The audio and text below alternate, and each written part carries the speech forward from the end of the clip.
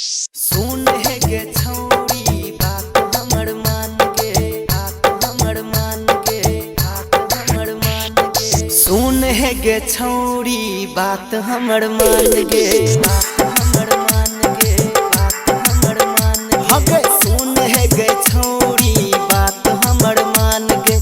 तू ही हमर जिंदगी, तू ही हमर जान गे। जीवन अब हम तोरा बिना गे, जीवन अब हम तोरा बिना गे।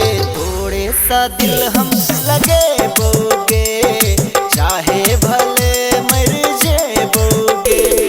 डीजे उमेश, डीजे उमेश, सुखीपुर बाजार, सुखीपुर बाजार।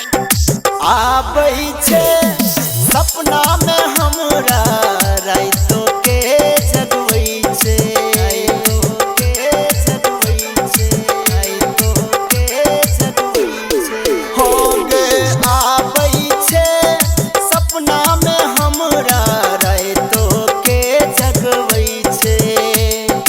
माने ने पागल ई दिल तोरे ला धड़के छो।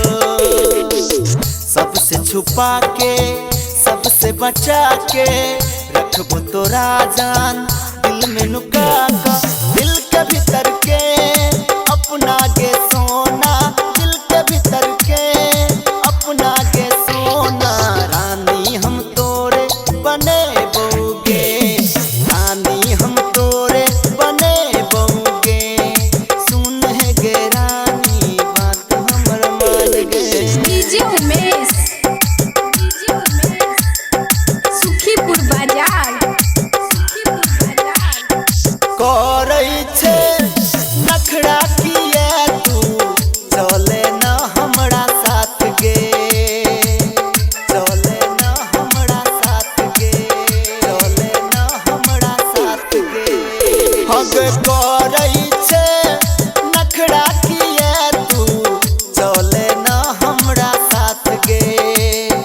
कहे छो राइटर प्रदीप मान जो न हमर बात गे।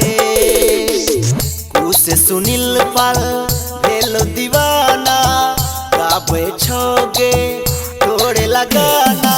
अही लगन में सुन है गे छौरी, अही लगन में सुन है गे छौरी। दुल्हन हम तोरे बने बोगे, चाहे भले मर जेबोगे। हगे सुन है गे छौरी बात हमर मान गे।